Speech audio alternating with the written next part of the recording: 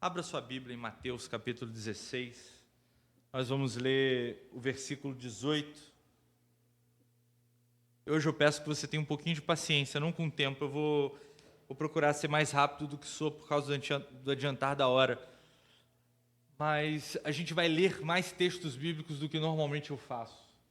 Mateus capítulo 16, versículo 18. Diz assim a palavra do nosso Deus. Também eu lhe digo que você é Pedro, e sobre esta pedra edificarei a minha igreja, e as portas do inferno não prevalecerão contra ela. Também eu lhe digo que você é Pedro.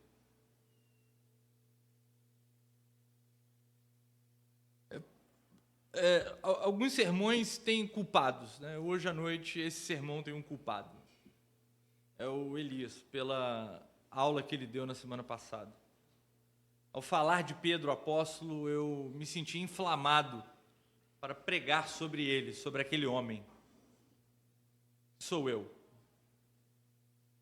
Sobre aquele homem que também é você. Ao falar de Pedro, na hora ali, meu coração meio que se remexeu. E eu mandei uma mensagem para o Elias na hora. Assim, ele estava falando, eu não me segurei, dizendo, a partir do que ele estava falando, né, que Pedro, na verdade todos os personagens bíblicos, mas Pedro de uma forma especial, Pedro é uma espécie de protótipo do ser humano. Um ser humano crente comum é igual ao Pedro, isso que eu quero dizer. Qual é o personagem bíblico que mais se parece com um crente comum? Com um crente como eu e você? Com quem se parece a Igreja Batista da cidade? Com quem se parece eu? Pedro. Talvez essa frase se torne ainda mais impactante quando Jesus Cristo diz para ele, para Simão Barjonas, que era esse o nome dele, né? Não Pedro. Pedro foi um apelido que o Senhor Jesus colocou nele, dizendo, também eu digo a você, que você é Pedro. A palavra no original é Cefas, e você é pedra, porque Pedro havia acabado de fazer uma confissão de fé profunda. Pedro, quando eu digo que ele é um crente comum, ele é um crente na média, eu quero dizer que ele é crente. E a primeira coisa que eu gostaria de falar sobre Pedro é que Pedro é crente. E Pedro é um crente confessional, é um crente sério. Pedro não é um crente da boca para fora. Como está escrito no próprio capítulo 16, 3 versículos antes, a partir do versículo 15, quando a Bíblia diz, ao que Jesus perguntou, e vocês, quem dizem que eu sou? Jesus questiona os seus discípulos sobre o que estava sendo dito sobre ele. E os discípulos começam a dizer, olha, tem pessoas que dizem que o Senhor é Elias, tem pessoas que dizem que o Senhor é Jeremias, tem pessoas que dizem que o Senhor é um dos profetas. Aí o nosso Senhor vira para os 12 e fala assim, e vocês? O que vocês dizem que eu sou? É esse o contexto. Respondendo, Simão Pedro disse, uma outra característica do crente, né? O Pedro gostava de falar. Procurava sempre falar primeiro, procurava colocar sempre a sua palavra na mesa. Ele diz, o Senhor é o Cristo, o Filho do Deus vivo. E não há afirmação mais correta na Bíblia do que essa. Podem haver outras afirmações corretas, mas mais correta do que essa não há. Você pode olhar todos os livros, todos os comentários, não há a menor dúvida que o que Pedro falou está certo. Pedro é um homem confessional, é um homem que cria e sabia no que cria, é um homem que cria e tinha razões para crer. O próprio Evangelho de Mateus, capítulo 4, versículo 20, vai dizer assim.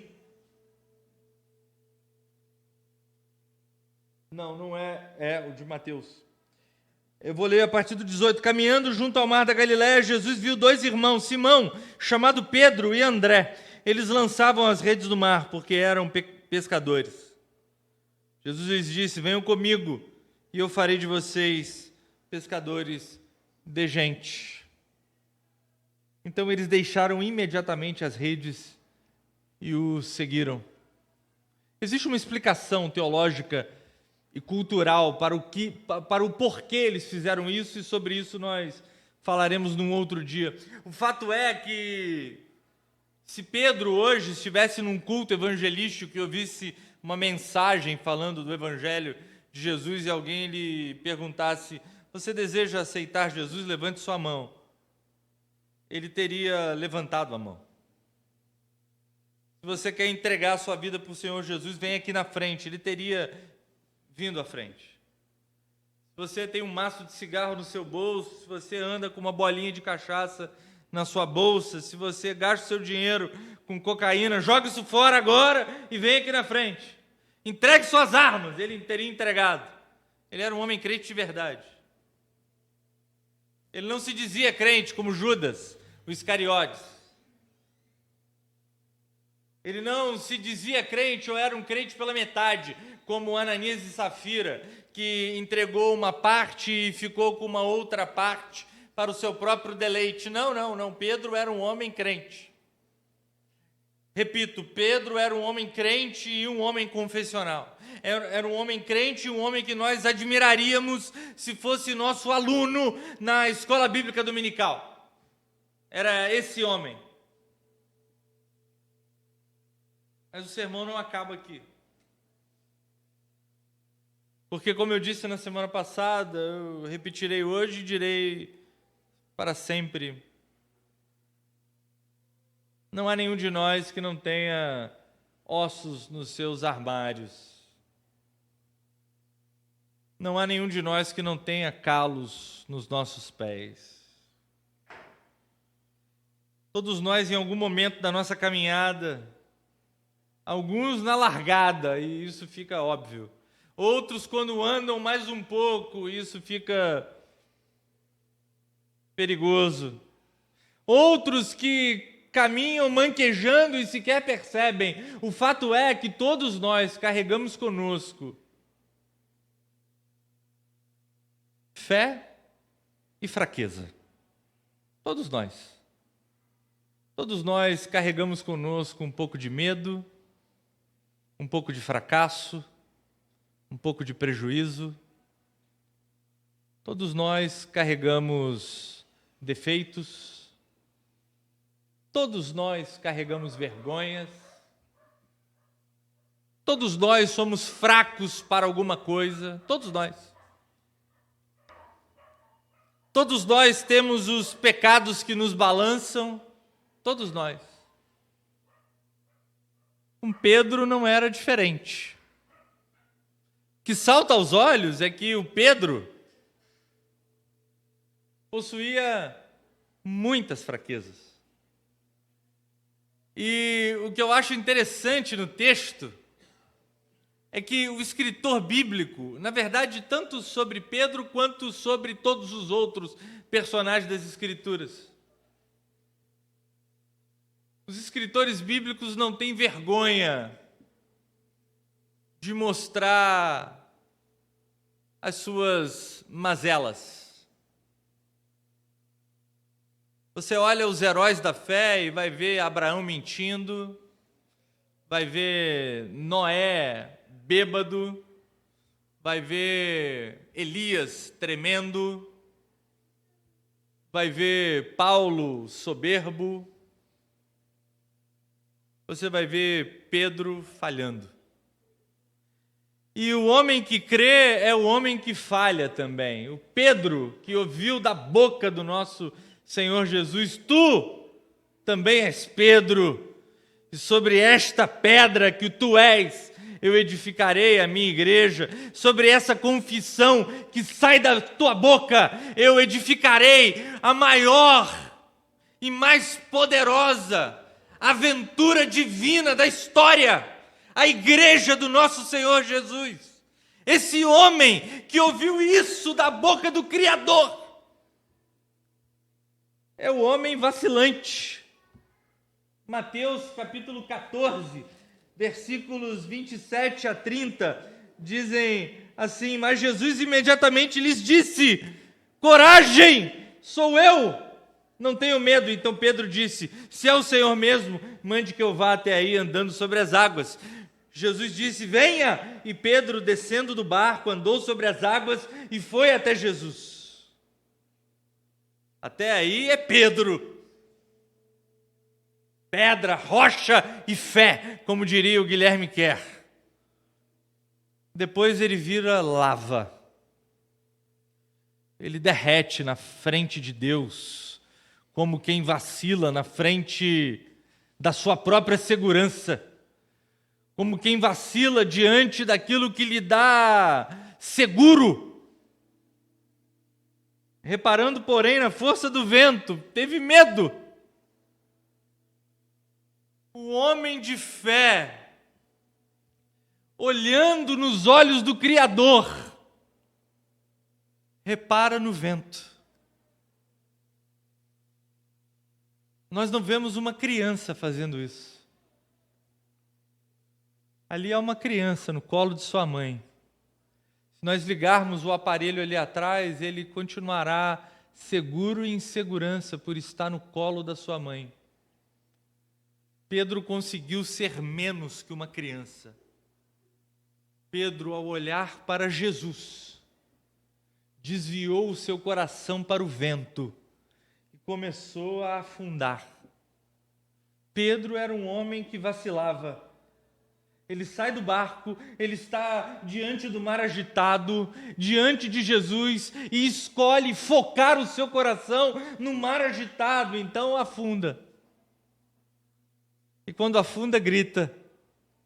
E quando grita, é socorrido. O homem que crê também é um homem que vacila. Aí você diz: eu não vacilo não, pastor, eu estou firme. Sérgio, você pode pegar uma água para mim?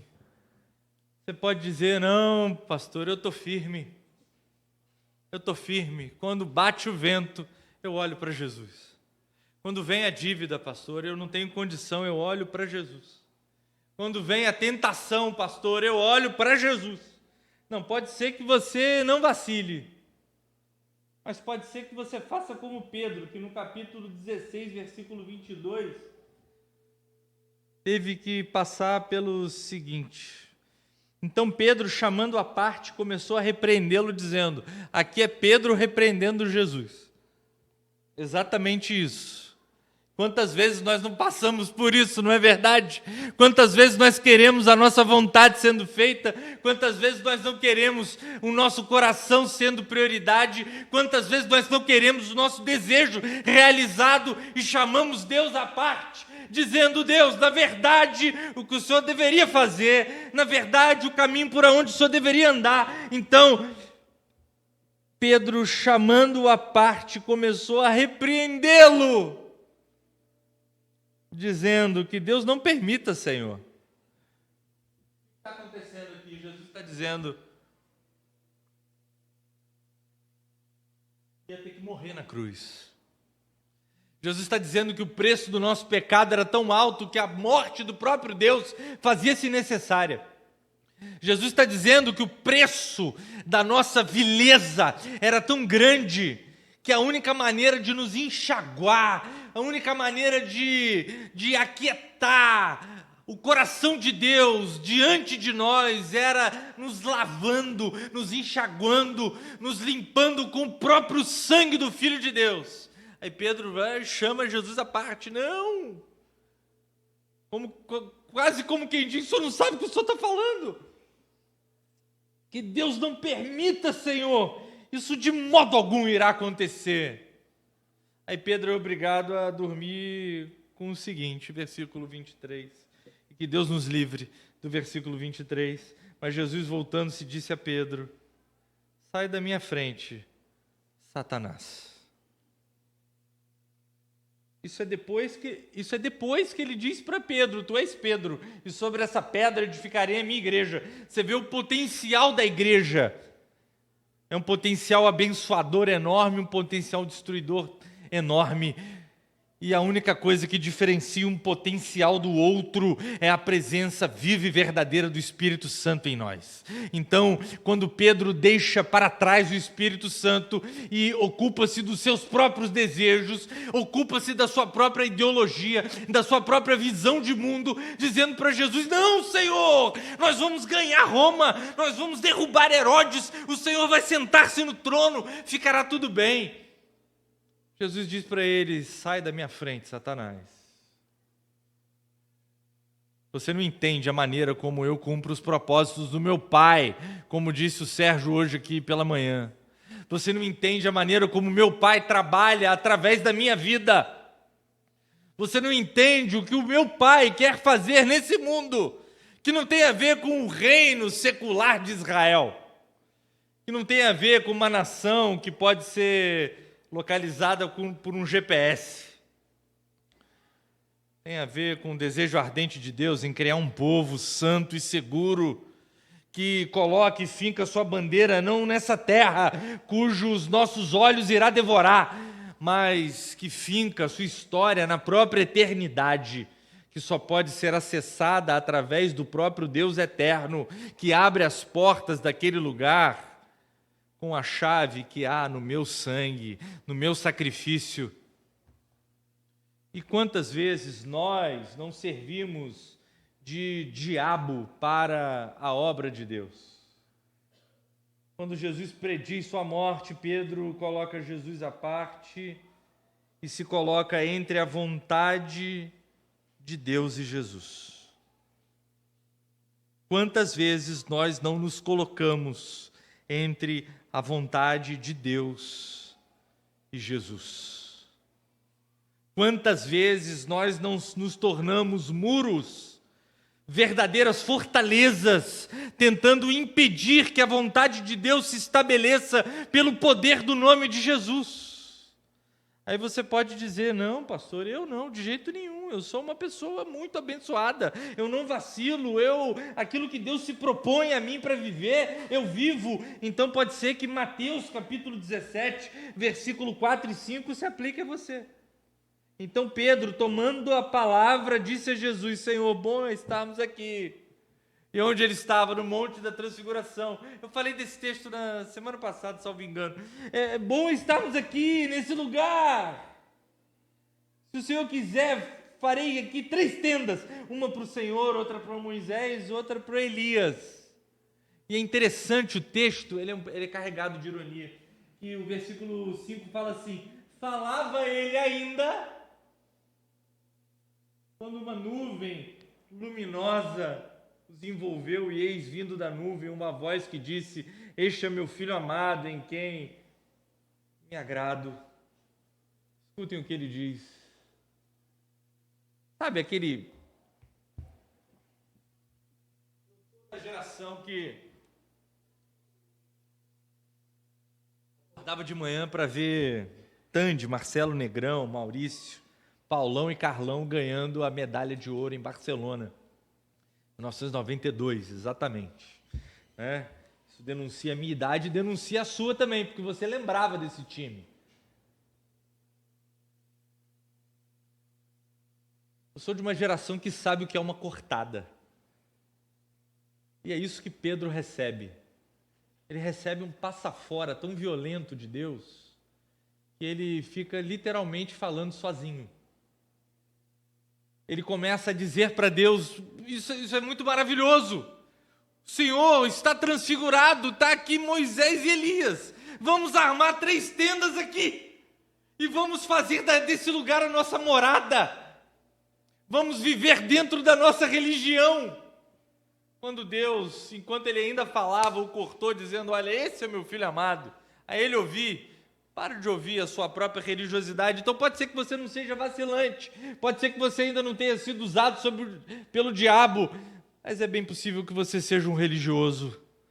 É bem possível que você dê valor a paredes e tijolos, é bem possível que você dê valor a pessoas atrás de púlpitos, é bem possível que você dê valor a púlpitos, é bem possível que você dê valor a CNPJs e nomes, é bem possível que você dê valor a coisas que homens fizeram, é bem possível que você queira fazer coisas que só homens fazem, como Pedro, olhando para Jesus, disse: vamos construir 3 tendas, quase como que dizendo, né? Vamos fazer 3 templos e vamos ficar aqui envolvidos por essa atmosfera religiosa, como se isso aqui fosse um eterno e permanente congresso de avivamento, e se der a gente até cobra uma entrada para poder pagar o pessoal que trabalha em tempo integral, e a gente começa e cria uma religião, e fica todo mundo aqui, em cima desse monte, e o evangelho fica estancado na nossa própria religiosidade, como se ele pertencesse ao nosso pequeno grupo que construiu a nossa pequena tenda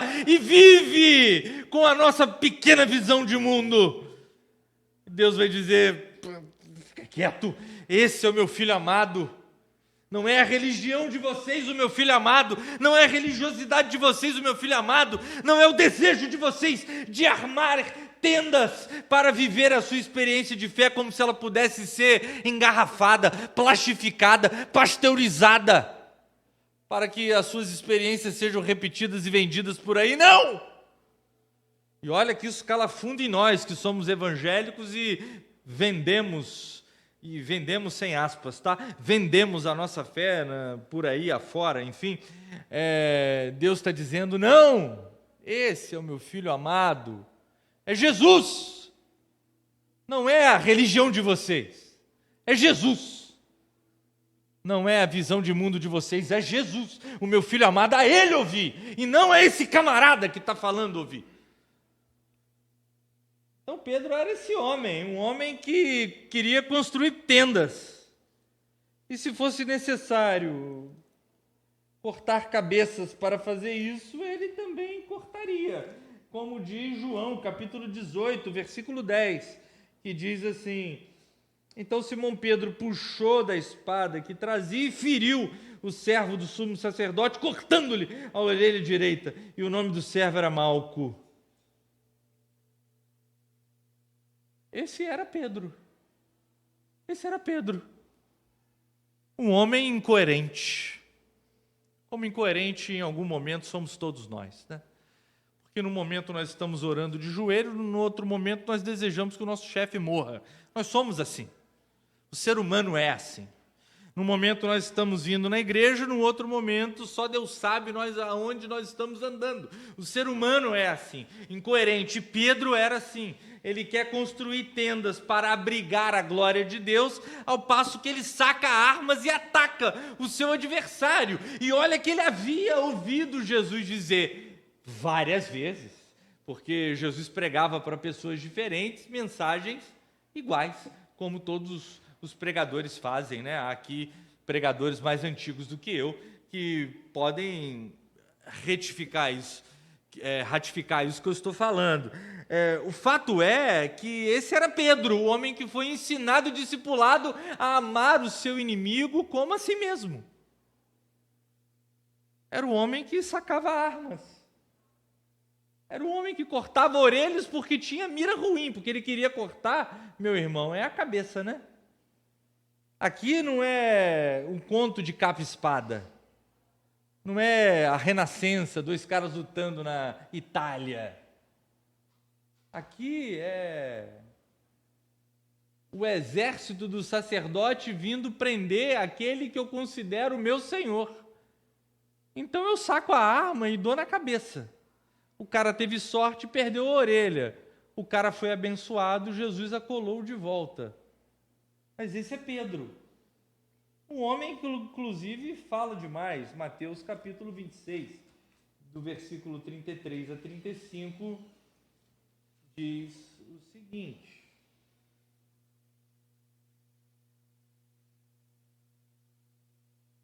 Mas Pedro, tomando a palavra, disse: ainda que o Senhor venha a ser um tropeço para todos, nunca será para mim. Mas Jesus lhe disse: em verdade lhe digo que nesta noite, antes que o galho cante, você me negará 3 vezes. Pedro insistiu: ainda que me seja necessário morrer com o Senhor, de modo nenhum negarei. A igreja disse amém, olha o que está escrito, e todos os discípulos disseram o mesmo. Vocês conhecem a história. O homem que fala demais acaba engolindo a sua própria língua. Naquela mesma noite, Pedro, que seria chamado de apóstolo, negou Jesus 3 vezes. E eu faço questão de ler o versículo 75, que diz assim: então Pedro se lembrou da palavra que Jesus lhe tinha dito: antes que o galo cante, você me negará 3 vezes. E saindo dali, chorou amargamente. Quantos de nós já não fizemos isso? Quantos de nós, diante do desafio moral, já dizemos não para Jesus? Quantos de nós? Quantos de nós? Quantos de nós que cremos não somos ao mesmo tempo o homem que falhamos? Quantos de nós que cremos não somos ao mesmo tempo a mulher que falhamos? Ainda bem que o sermão não acaba aqui. Porque o homem que falha, o homem chamado pedra, quando colocado nas mãos de um homem chamado Jesus, também é um homem que se transforma. Marcos capítulo 16, versículos 6 e 7. Eu faço questão de ler também. Depois de fazer tudo isso, depois de vacilar na presença de Deus mais de uma vez, depois de negar o próprio Senhor 3 vezes, depois de passar vergonha diante de milhares e milhões e bilhões de leitores ao longo de milhares de anos, Marcos capítulo 16, 7 e 8 diz: mas vão e digam aos discípulos dele e a Pedro. Mas por que aos discípulos e a Pedro? Porque não só discípulos, se Pedro também era discípulo. Porque Pedro possuía preeminência naquele grupo, ele liderava aquele grupo de certo sentido. Mas eu gosto da abordagem devocional que vai dizer: havia contas a serem acertadas entre Jesus e Pedro. Havia coisas que Pedro deveria ouvir do seu Senhor. O homem vacilante, o homem usado pelo diabo, o homem religioso, o homem violento, o homem que falava demais, o homem que negou a fé 3 vezes, é também um homem amado. E sai da boca do anjo: olha, vai e fala com os discípulos e com Pedro, com aquele que chorou amargamente, aquele que negou e arrependeu-se. Vai lá e fala com aquele que afundou diante de Jesus, aquele que foi cortado pelo próprio Deus no Monte da Transfiguração. Vai lá e fala com aquele que anda armado até agora e não entendeu a natureza do reino de Deus. Vai lá e fala com ele.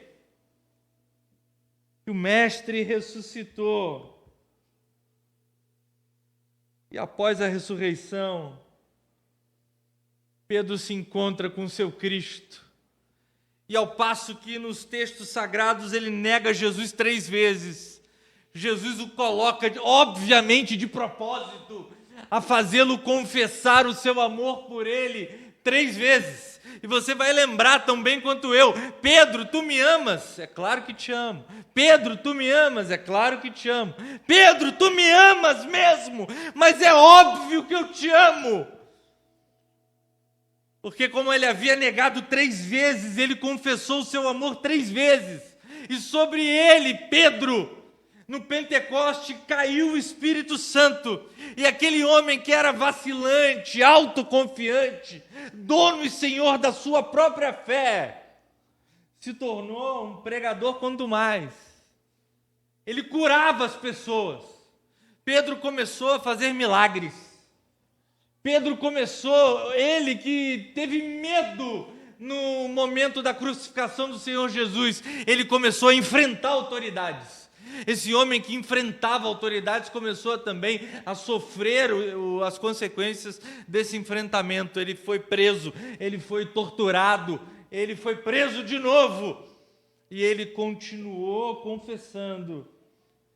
Esse homem foi moldado pelo próprio Espírito Santo através de uma visão extraordinária, para que ele fosse capaz de levar o evangelho aos gentios. Quando ele tem aquele êxtase, e essa é a palavra que o texto usa, êxtase, e vê todos os animais impuros descendo sobre ele, e Deus falando, vai Pedro, mata e come.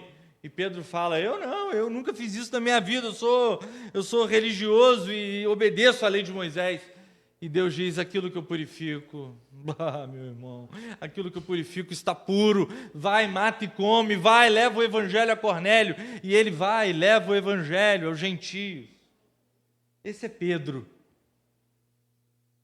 Esse é Pedro. Sem Jesus não passa de barro. Barro barato. De barro ordinário. Esse é Pedro, que sem Jesus não passa de um crente normal. Esse é Pedro, que a partir do seu encontro verdadeiro com o Cristo ressurreto e com a vida cheia do Espírito Santo, ele ganha de Jesus 3 coisas. Ele ganha de Jesus serviço. Ele ganha de Jesus vocação. Ele ganha de Jesus coisa para fazer. Ele ganha uma vida em ação para a glória de Deus. Agora Pedro não está mais correndo atrás da sua visão de mundo. Agora Pedro não está querendo mais satisfazer as suas próprias necessidades religiosas e culturais. Agora Pedro age e vive para a glória de Deus. Ele ganha de Jesus vocação. Pedro ganha um lugar no mundo, e tendo um lugar no mundo, ele vive para a glória de Deus, para manifestar a presença de Deus. Primeira coisa que nós ganhamos quando nos encontramos com Cristo. Deus da Bíblia não lida com vagabundos. Está escrito na própria palavra, aquele que não quer trabalhar, que não coma. Deus da Bíblia ganha trabalho. Ou melhor, o Pedro ganha do Deus da Bíblia trabalho, serviço. Se você deseja ter a sua vida em ação, encontre-se com o Deus da Bíblia. Segundo lugar, Pedro ganha coragem. Coragem. Vigor de alma. Pedro nunca mais negou.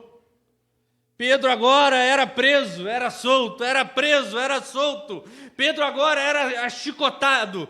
Pedro agora apanhava. Pedro agora era perseguido. Pedro agora sofria o preconceito do seu próprio povo e não tinha problema. Por amor a Cristo, ele tinha coragem. O vento dos sumos sacerdotes soprava e Pedro estava de pé. O vento do Império Romano soprava e Pedro estava de pé. Diz a história que Pedro foi missionário em Roma, a capital do Império. Diz também a história que Pedro, ao ser preso para ser morto, pede aos seus algozes romanos, não me crucifiquem do jeito comum. Não me crucifiquem como vocês crucificam qualquer um por aí. Porque um dia o meu Senhor foi crucificado desse jeito. Então você me vira de cabeça para baixo. E diz a história que Pedro, apóstolo, morreu de cabeça para baixo para honrar a morte do seu Senhor. Isso é coisa de homem com H maiúsculo. Isso é coisa de gente brava. Isso é coisa de quem está jogando o jogo do campeonato. Isso é coisa de quem vive a vida sabendo o sentido da própria história. Pedro tem coragem. Coragem para enfrentar aquilo que dói. Coragem para enfrentar aquilo que lhe aperta. Tanto teve coragem que enfrentou frente a frente, estando ele errado, inclusive, né? Porque Pedro foi transformado e ia sendo transformado, né? Não foi glorificado nessa terra, né? Ele foi sendo transformado. Estando ele errado, enfrentou o próprio Paulo, o apóstolo.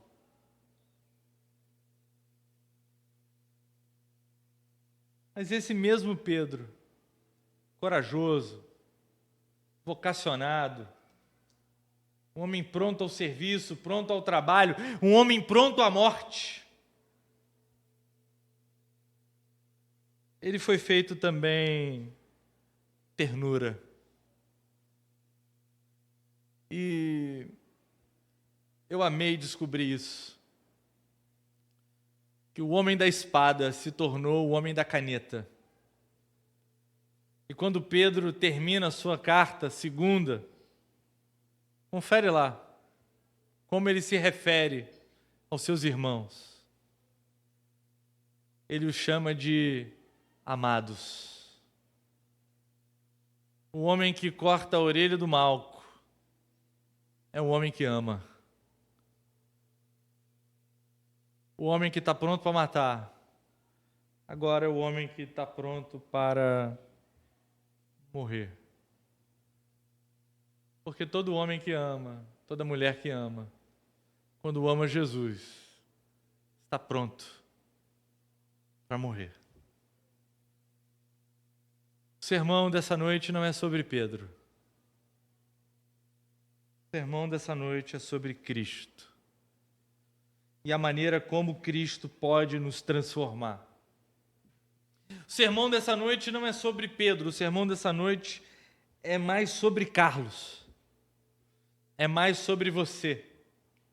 Sobre a Igreja Batista da cidade e a maneira como Deus soberanamente pode nos transformar. Pode ser que nós nos agarremos da nossa religiosidade. Pode ser que a gente agora se agarre e a gente vai ter um novo templo. Ele é mais do que o dobro desse aqui, ele é enorme. Para nós, ele é enorme. Pode ser que a gente entre lá dentro e diga assim, olha, vamos armar 3 tendas. Bota Jesus em uma, o pastor Carlos em outra e outra deixa de reserva. Pode ser. Pode ser que a gente entre lá dentro e diga assim, agora daqui ninguém me tira. Agora essa igreja não para mais. Pode ser que a gente entre lá dentro e trema. Mas a gente não vai ter dinheiro, a gente não vai ter condição, a gente não vai ter força. Pode ser que a gente comece a afundar. Pode ser. Se a gente não tiver sido transformado pelo Espírito Santo, pode ser tudo. Mas se nós sairmos daqui cheios do Espírito, e passarmos aquele portão cheios do Espírito, há em Deus vocação, coragem e ternura para todos nós. Há em Deus uma vida transformada para todos nós. Há em Deus uma vida para todos nós. Alistair Begg, o reverendo Alistair Begg, o pastor escocês, fala de uma pergunta interessante feita em Fort Lauderdale, quando uma pessoa questionou sobre de que maneira nós chegaremos no céu e o que nós responderemos quando chegarmos lá, se nós morrermos hoje. Se você morrer hoje, agora, morreu. O que você responderá quando você chegar na glória? Se você for questionado, o que você está fazendo aqui? Ou como você veio parar aqui? Ou por que você está aqui na glória de Deus? Se a nossa resposta ela estiver na primeira pessoa, seja ela a resposta que nós dermos, a nossa resposta estará errada. Se nós respondermos, foi porque eu tive fé, foi porque eu aceitei Jesus, foi porque eu era da Igreja Batista da cidade, foi porque eu ouvi e criei na mensagem, foi porque eu, a nossa resposta sempre estará errada, não importa o que nós falarmos. Porque a única resposta correta a ser dada nas portas da eternidade, que nos separa da glória de Deus, estará sempre na terceira pessoa. Foi porque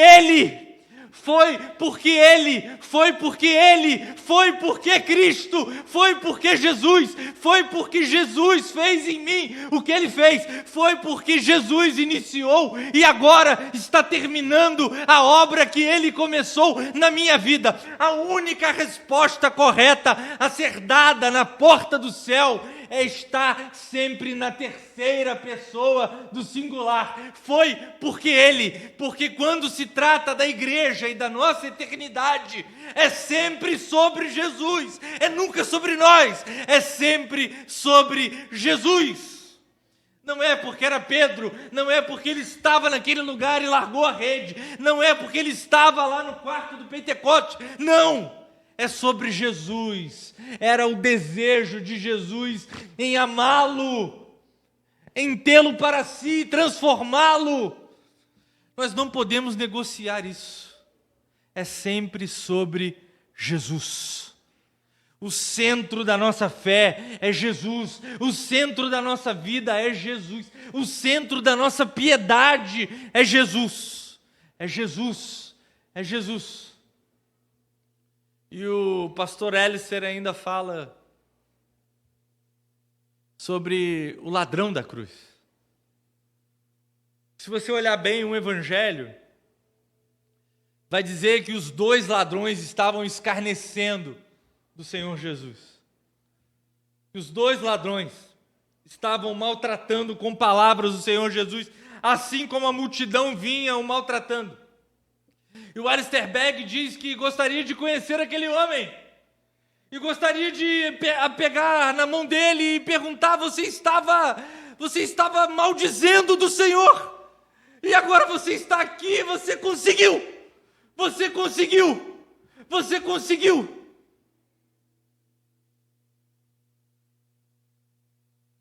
E ele conta uma história do dia que o ladrão da cruz chegou na eternidade. E ele chega na eternidade, o anjo está o aguardando na porta. E o anjo lhe questiona, o que você está fazendo aqui? E o ladrão da cruz olha para o anjo olha para ele, o ladrão da cruz diz, eu não sei. Mas como assim você não sabe?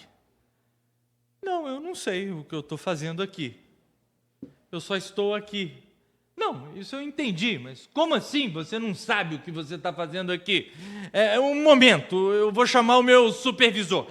E o Alistair Begg diz que o anjo vai chamar o anjo supervisor. E o anjo supervisor chega e olha no livro da vida, está lá o nome daquele homem, e ele questiona, o que você está fazendo aqui? O ladrão da cruz diz, eu não sei o que eu estou fazendo aqui. Então, um momento, vamos começar a discutir sobre a doutrina da justificação pela fé. O que você entende como justificação pela fé? O ladrão da cruz, eu não faço a menor ideia nem do que você está falando. Então, vamos falar um pouco sobre as Escrituras. E o ladrão da cruz diz, eu não sei nada sobre Escrituras. E o anjo supervisor vai perguntá-lo, e com base em que você chegou aqui? E aquele homem vai dizer que o homem da cruz do meio disse que eu poderia vir. O homem da cruz do meio disse que eu poderia vir. Quem estava naquela cruz do meio era Jesus. Quando o homem da cruz do meio diz para nós alguma coisa, essa coisa acontece. Quando o homem da cruz do meio abre para nós a porta, essa porta não será fechada. quando o homem da cruz no meio fecha diante de nós uma porta, essa porta não será aberta, porque é tudo sobre Jesus. É tudo sobre Jesus. Não é nada sobre Pedro. Assim como também não é nada sobre Paulo, nada sobre Carlos, nada sobre o Papa, nada sobre bispo ou padre, nada sobre pastor algum, é tudo sobre Jesus. Eu estou dizendo isso para que você entregue a sua vida a Jesus. E você pode dizer, mas eu já entreguei a minha vida a Jesus. Você pode fazer isso de novo e todo dia, porque é sempre tempo de se converter. Porque é sempre tempo de ser cheio do Espírito. Porque é sempre tempo de ver Deus iniciando dentro de nós e através de nós uma grande obra. Hoje a nossa obra tem até nome de obra. Nós estamos em obra. Mas esse templo ficará pronto, eu creio nisso. Eu disse que nós não temos o recurso, mas eu creio nisso. E depois disso, Deus nos dará outro desafio. E depois nos dará outro desafio. E depois nos dará outro desafio. E o Sérgio hoje, mais cedo, nos disse, né, que tempestades viriam. E Deus nos usaria para acalmar essas tempestades. E tempestades virão, desafios virão, e trabalho virá também. E se nós estivermos cheios do Espírito, não haverá obra grande demais para nós, se for o homem da cruz do meio e entregá-la para nós. Sejamos essa igreja. Talvez o nome disso seja avivamento. Sejamos essa igreja. Meus irmãos, orem mais. Meus irmãos, leiam mais as Escrituras. Meus irmãos, amem mais. Meus irmãos, sejam mais piedosos. Meus irmãos, sejam mais generosos. Meus irmãos, sejam mais presentes na vida uns dos outros. Meus irmãos, importem-se mais. Meus irmãos, cantem mais. Meus irmãos, vibrem mais, porque é tudo sobre Jesus. Não é sobre quanto nós ganharemos no final do mês, não é sobre o que os nossos filhos farão quando eles crescerem, é sobre Jesus. Encham-se uns aos outros mais do Espírito Santo,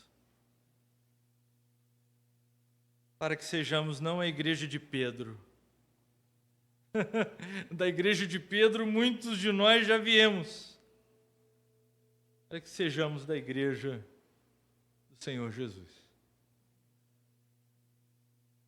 Que Deus os abençoe.